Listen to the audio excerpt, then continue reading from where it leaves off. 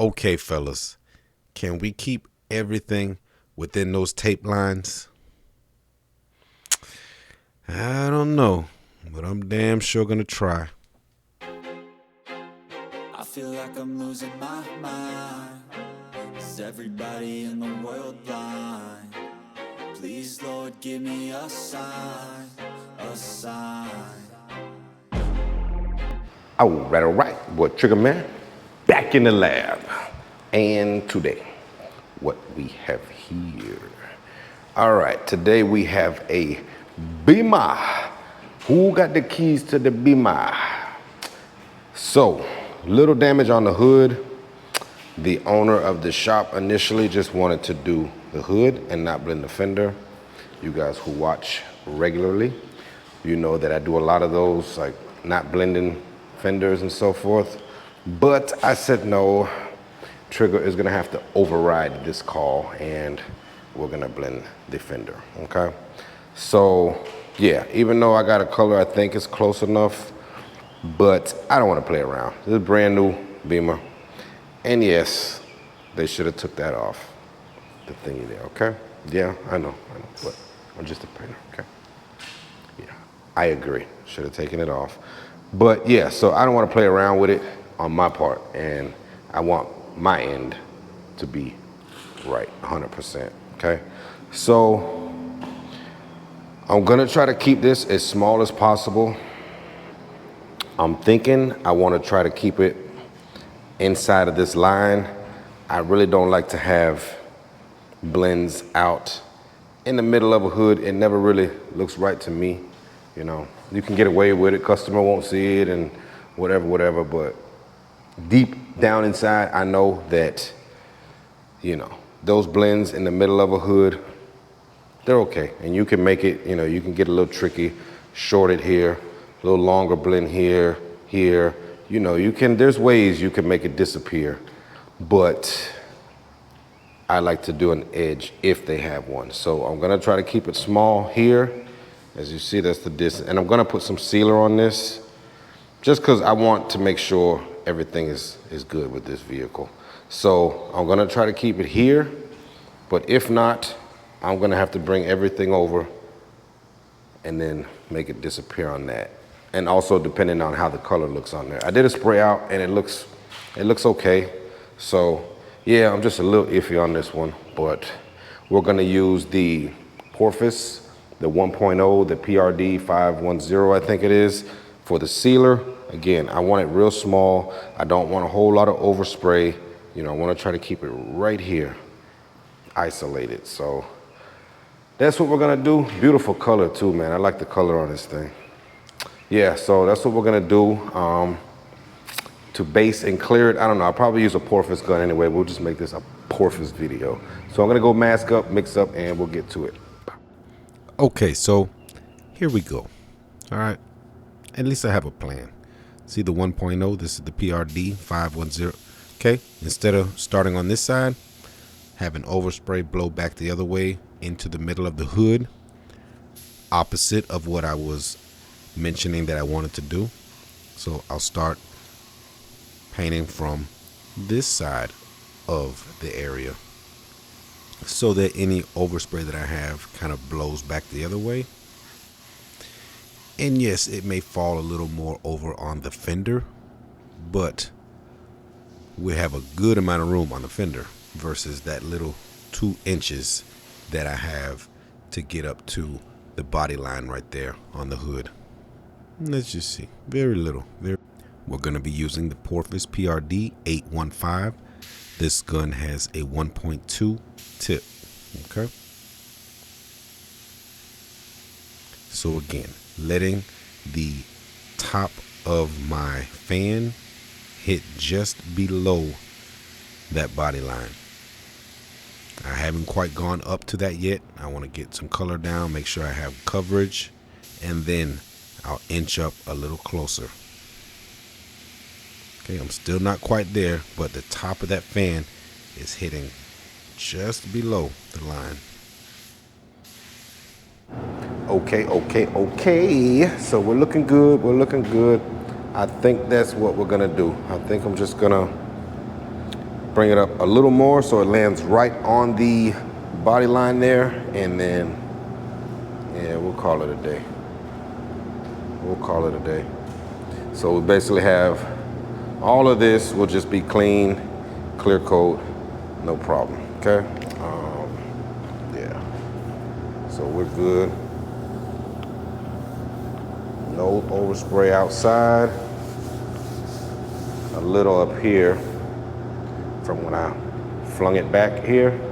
A little bit there, but we're good.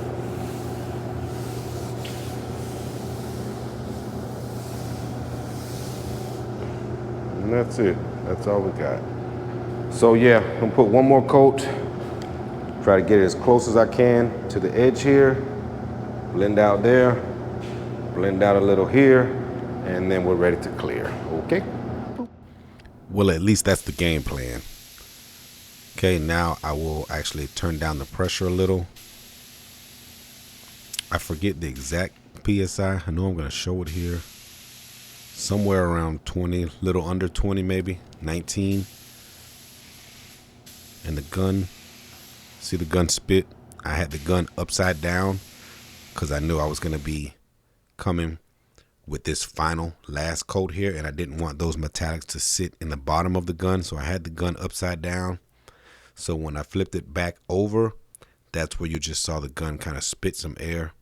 That's what that was. Okay, just these are things you have to keep in your head when you're doing these jobs. You know, not every single job is the same, but certain things like that matter, because when you get right down to that precise final coat that you're going to go over right now, you could just have a bunch of metallics just spit out at one time. So just things you have to be aware of.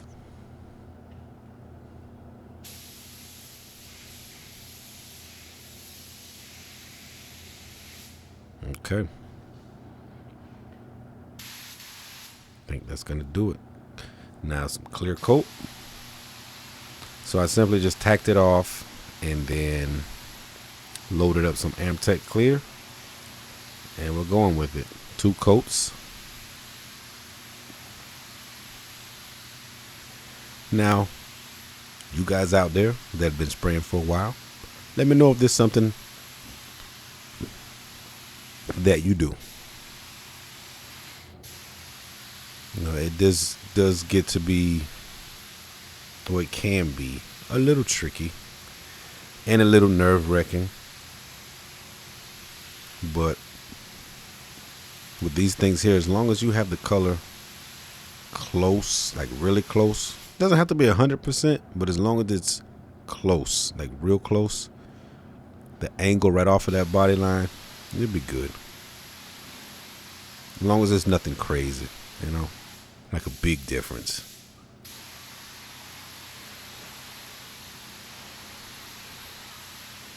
I have a video that I did a while back, maybe like 2 years ago. I'll try to link it at the end of this video. I put it like one of the follow-up videos where I did a Dodge Charger, I believe it was, on the door. You know how those Dodge Chargers, they have that real sharp door.